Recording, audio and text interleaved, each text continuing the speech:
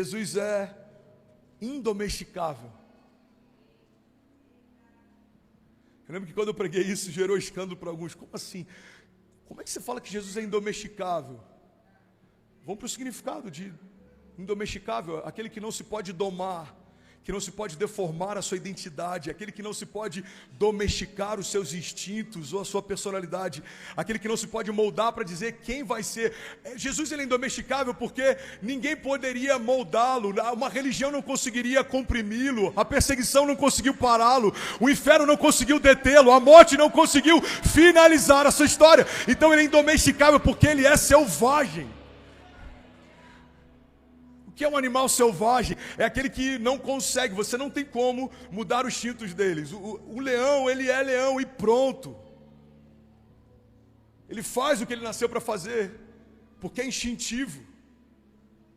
Jesus, ele era indomesticável. Tem uma frase do Tim Keller, eu compartilhei alguns dias atrás, que falava que Jesus, ele era uma ameaça ao sistema. Você não crucifica caras legais, você crucifica ameaças.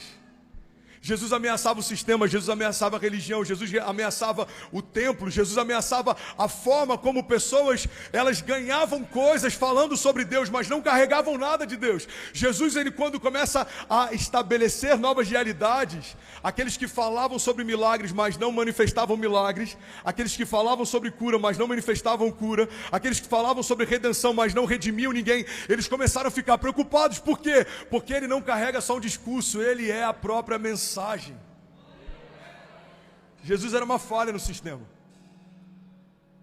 A Bíblia diz que quando ele ressuscita Lázaro, a religião entra em crise. Está na minha Bíblia e na sua. Jesus ressuscita Lázaro, os religiosos se reúnem, desesperados. Falavam entre si, precisamos pará-lo. Agora ele foi longe demais. Ele ressuscitou alguém, todo mundo vai começar a segui-lo.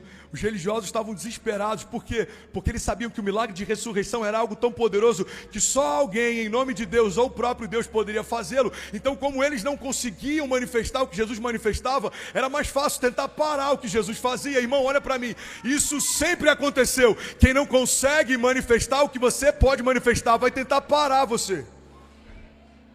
Você já viveu isso em alguma área da sua vida?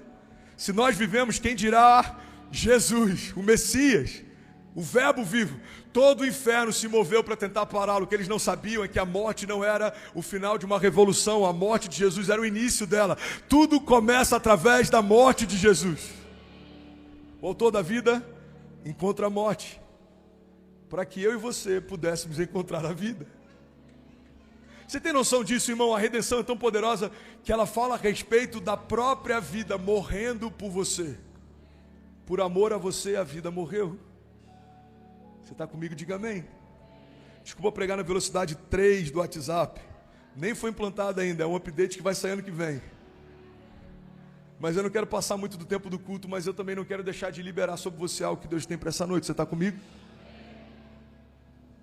Quando a gente fala sobre esse Jesus evangélico e o Jesus de Deus, a gente precisa ter um entendimento que a gente sempre parte do pressuposto que todo mundo tem a mesma cosmovisão. Quando a gente fala de Jesus, todo mundo entende Jesus da mesma forma, mas essa não é uma verdade. No Brasil, em especial, a gente enfrenta alguns desafios porque a gente abraçou alguns ditados como se fosse quase como provérbios. A gente abraçou alguns ditados como se fossem quase que alguns versículos. Um deles, por exemplo, é que todos os caminhos levam a Deus.